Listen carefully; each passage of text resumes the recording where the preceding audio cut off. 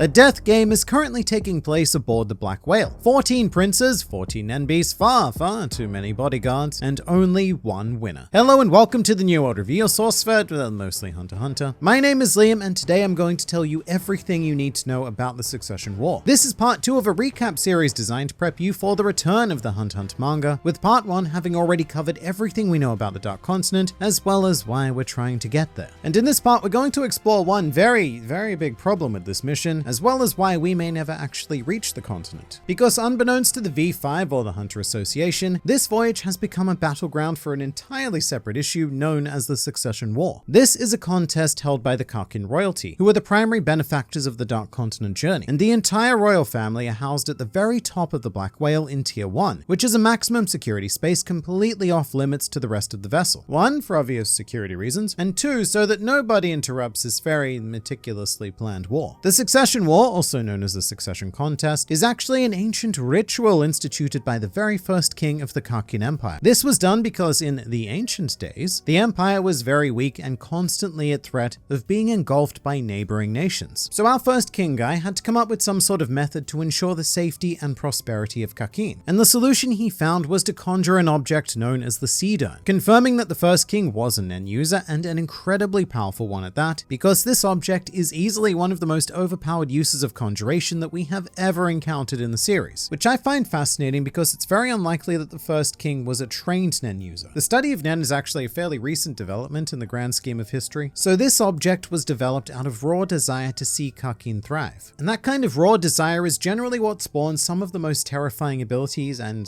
this is no exception. The Seed Urn itself is a parasitic type Nen ability, which means it requires the interaction of others to activate. And in this case, what seems to happen is that in exchange for a drop of blood, the Seed Urn, or more accurately this funky conjured fairy of the urn, then bestows an egg onto the person who provides that blood. And that egg will shortly thereafter hatch into a fully fledged Nen beast at the commencement of the war. In the series, these Nen beasts have been designated as guardian spirit beasts, but the term is essentially interchangeable. Now, barring the absurd abilities of Dark Continent creatures, the Seed Urn is one of the single most powerful abilities we've seen, and it's because it has the potential to give birth to an infinite number of new Nen abilities. And in the case of this most recent Succession War, it has created 14 guardian spirit beasts, each with their own unique set of powers. But like all things Nen, great power can only come at great cost, and you can't just conjure 14 immensely powerful Nen beasts out of absolutely nowhere. So there's an incredibly layered and complex system of vows and restrictions in place to make it possible, many of which we don't know yet. However, what we do know is, firstly, you must be a prince of the Karkin Empire, a blood descendant of whoever the current king happens to be. Secondly, these beasts are sustained by the aura of their hosts, basically meaning that their life force is derived from the life force of an accompanying prince. And thirdly, they can only be summoned under the conditions of the Succession War, which states that only one prince and one beast will survive the ritual. So this war is designed to determine and cultivate the strongest possible leader and ability to continue growing the Karkin Empire, growing it through a bit of the old kill murder. For example, though, King Nasabi won the previous war, and he got to keep his beast, which is this very grotesque collection of female sex organs. And fun fact here, maybe, these beasts take the shape of the desires of their hosts, so you can really see where King Nasabi's priorities lie. The beasts themselves also have a set of sub-rules though, firstly being that they are invisible to all participants of the war, including the owners of the beasts themselves. However, they can be seen by other general Nen users. Secondly, the guardian spirit beasts cannot fight and kill one another, and thirdly, the guardian spirit beasts cannot kill the host of another beast. So not being able to kill your opponents with your primary weapon, or in fact for that matter, not even being able to see your primary weapon, that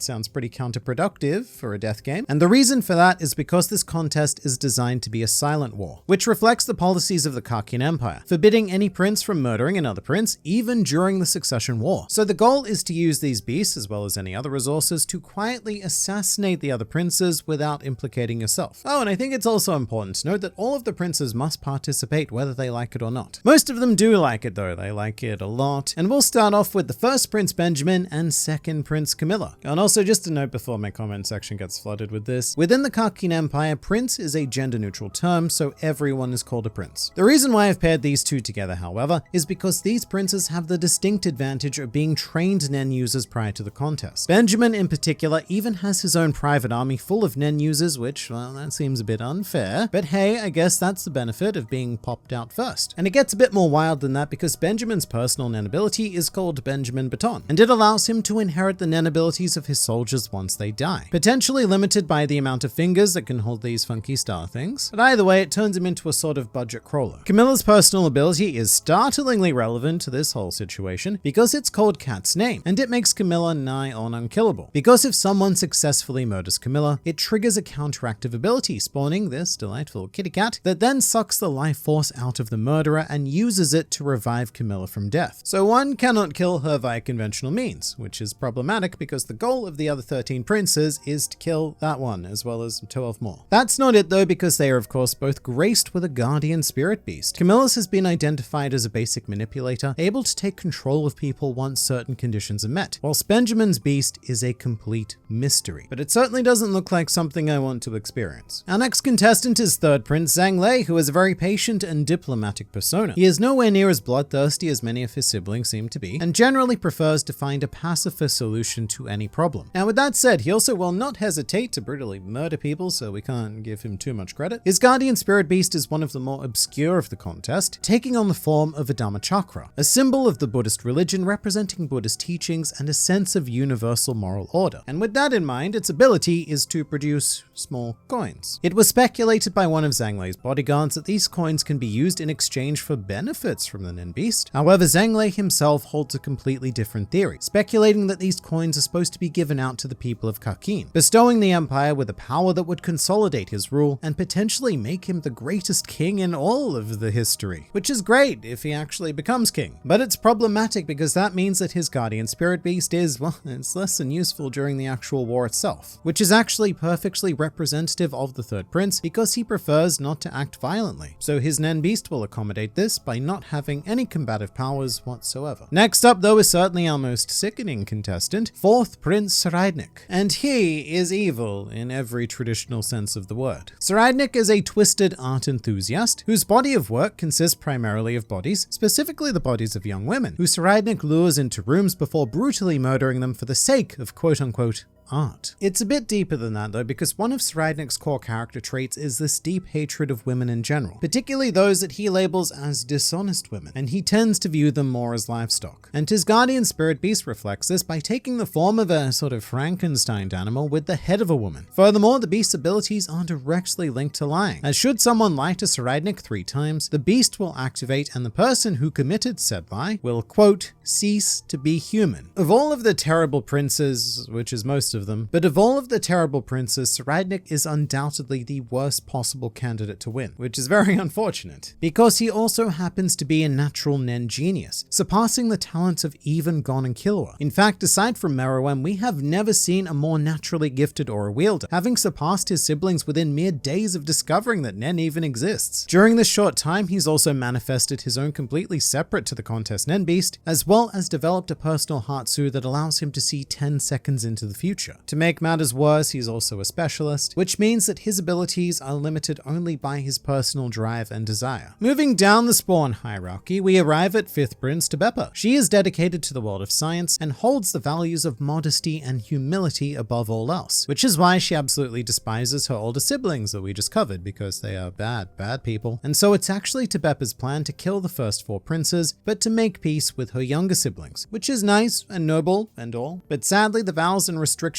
required to create the succession war will never allow for that scenario to occur. Having said that, Beippe has currently formed a temporary alliance with Radnik, recognizing that the first 3 princes are more of a threat, or so she thinks. And as for her Nen Beast, it's said to be capable of producing a wide variety of drugs within its body. However, it's only able to do so with a research partner, which we don't exactly know what is yet. 6th Prince Tyson is, and I mean this in the nicest possible way, a blatant cult leader who is completely opposed to violence and believes that love will change the world. And by the mere age of, well, however old she is now, it's not clear, this age, she has committed her teachings to a sacred text known as the Book of Tyson. Her guardian spirit beast is directly connected to this text as well, as it produces a series of smaller Nen beasts known as eyewogs. These creepy crawly things latch onto people and suck their aura in exchange for providing the person with happiness. But that amount of happiness provided is in direct correlation to how well someone has studied the Book of Tyson. Now, if that sounds familiar, familiar, then 10 points to you, because this is very similar to the Dark Continent creature Pap, who sucks out life force in exchange for providing pleasure to the suckee. The goal of Tyson's beast is to accumulate an overwhelming amount of aura, and in fact it was even described by one of the characters as being like a spirit bomb from Dragon Ball Z. It's a fair bit more sinister than that though, as should anyone break the teachings of Tyson after being affixed with an eyewog, then they will suffer a severe punishment, and that sounds like a thing it is that we do not want. 7th Prince Loserus is, for lack of a better term, the dumbass of the family. Not the sharpest of minds, however, to his credit, he does seem like a pretty cool dude interested in helping people out. In particular, he's come up with a plan to rehabilitate drug addicts using Basho's clean leaf, so that's nice. That's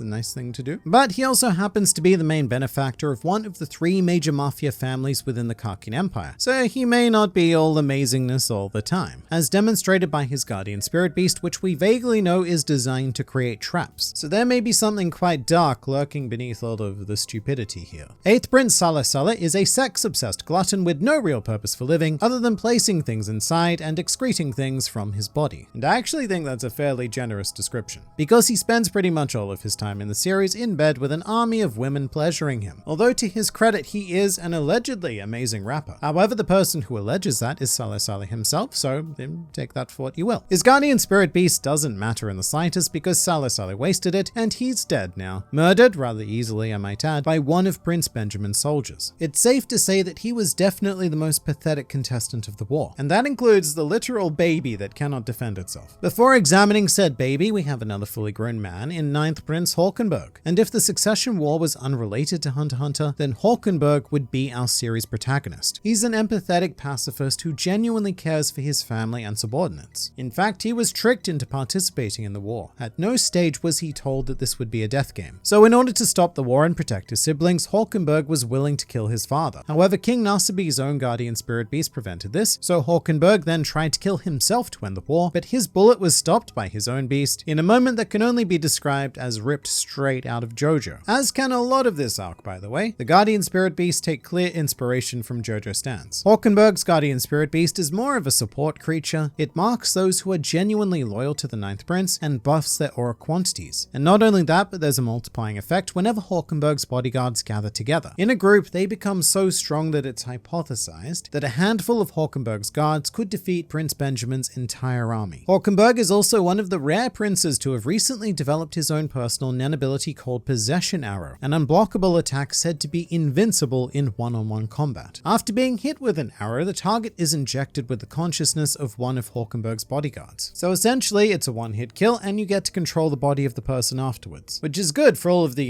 sneaky espionage stuff. Hawkenberg is a genuinely kind-hearted man. However, it seems like his arc in this war is set up to be rather tragic. An examination of what pushes a person to do increasingly horrific things. Double prince action now with the 10th and 11th princes Kacho and Fugetsu, who we are covering together because they are intrinsically linked. These sisters grew up together and have what I would describe as, I guess, a typical family relationship, which is pretty rare for this video. Fugetsu's guardian spirit beast is quite abstract. It's a creature called Secret Door, and its power can take Fugetsu and Kacho to any destination, but it can only be opened by Kacho. And of course, it can only take them within the bounds of the war battlegrounds, which we did, rather unfortunately, discover when Kacho and Fugetsu tried to escape the war, and Kacho was killed by these, miscellaneous ghost hands. However, that then activated Kacho's guardian spirit beast called Without You, which only triggers once either Kacho or Fugetsu dies. The beast then assumes the form of the deceased one and stays with the other to protect them. So Fugetsu right now, for all intents and purposes, has 2 Nen beasts. 12th Prince Mamazi is,